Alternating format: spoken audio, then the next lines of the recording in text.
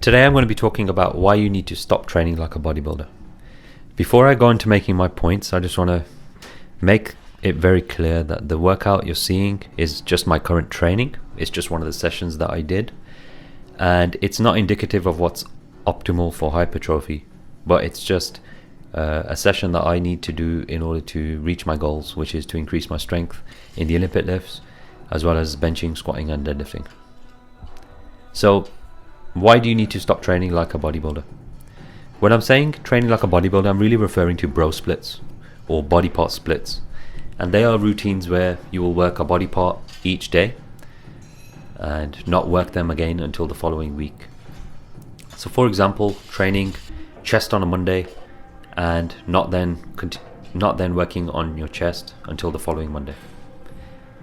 The reason why this is not the best for natural lifters is because we need more frequency. We need to be working each muscle at least twice per week in order to facilitate and optimize muscle growth. The reason for this is muscle protein synthesis. So let's take a look at this study. This is a meta-analysis, which is the highest level of research available to us. And in the conclusion, it says the current body of evidence indicates that frequencies of training twice a week promotes superior hypertrophic outcomes to once a week. It can therefore be inferred that the major muscle groups should be trained at least twice a week to maximize muscle growth. If I remember correctly from the graphs and the results that I saw, the group that trained each muscle twice per week in the study literally got double the gains of the group that trained each muscle only once per week.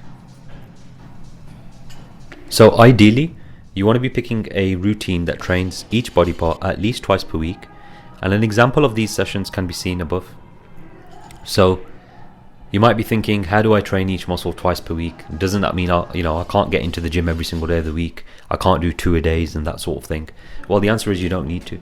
You could do as little as 3 days per week, and the way you would do that is by doing full body 3 times a week. That would be completely sufficient, where you would just do probably 5 to 10 sets on the chest, for example. Let's just use that as an example on each session.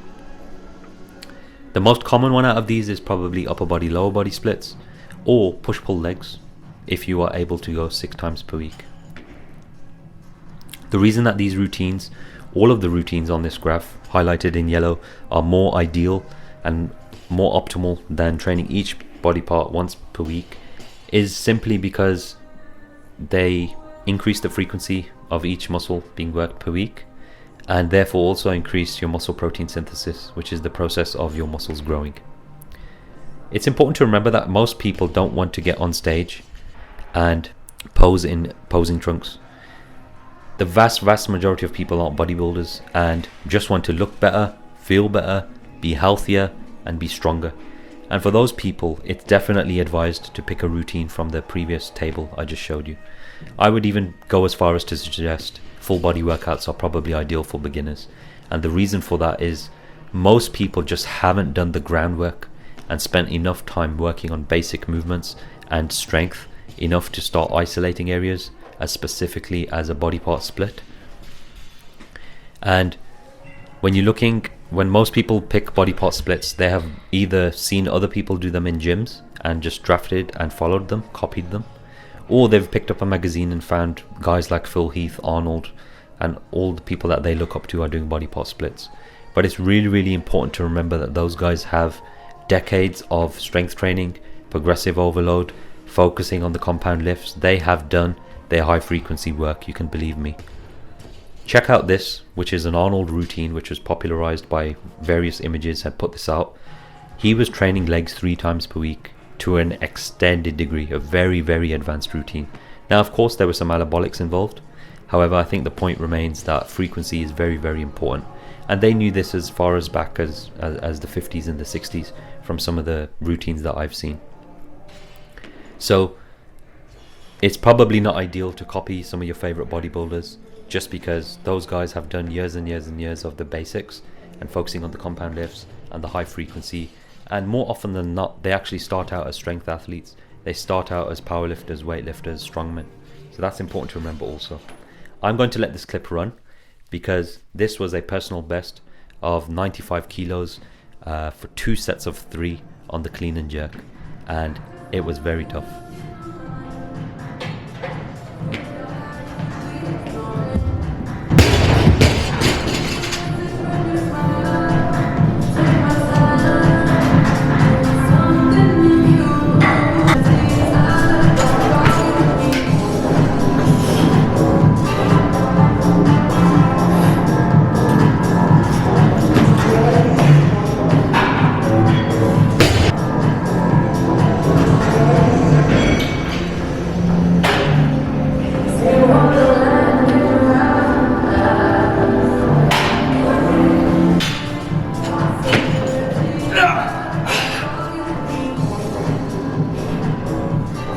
So just to put a bit of context on this clip, I've never done clean and jerk for reps as high as 3, believe it or not. So doing 1 rep is very, very taxing in itself, just because it's such an explosive movement.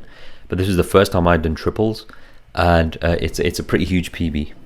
In the past I've done 100 twice, so that's just to provide some context. And of course I was squatting again. I'm pretty much squatting on every single session right now, so there's me talking about frequency again. So what do I want you to take away from this video exactly? What I want you to take away is the word frequency. So what do I mean by that? Well, if you're going to be doing a body part split and Monday is your chest day, which is universally the case, you're probably doing somewhere around about 20 to 25 sets on your chest on a Monday, and you don't come back around to doing chest until the following Monday, which means you're sore for probably 3 to 5 days, something along those lines. That's not actually ideal. If you were actually splitting up those 20 sets of your chest across the week, so let's say you do only 10 sets on a Monday, 5 sets on a Wednesday, and a further 5 sets on a Friday, let's just use that as an example, you would increase your gains just by simply spreading out the workload across the week. We haven't added any additional sets, you're not doing any more chest work or any less. What you're doing is just splitting it up across the week. And just by doing that, you're increasing your muscle protein synthesis multiple times per week, which will result in more gains. So that's one thing that I want you to take away from this video. The second thing is, you should be judging all routines by asking yourselves the question, does this routine work each muscle multiple times per week? Because that is a basic parameter of a good routine for beginners and intermediate lifters. I would say only advanced to advanced bodybuilders need to be doing body part splits. That's all for today's video. I hope you enjoyed this style of content, and I hope you took something away. Thank you for watching, and I'll see you in the next one.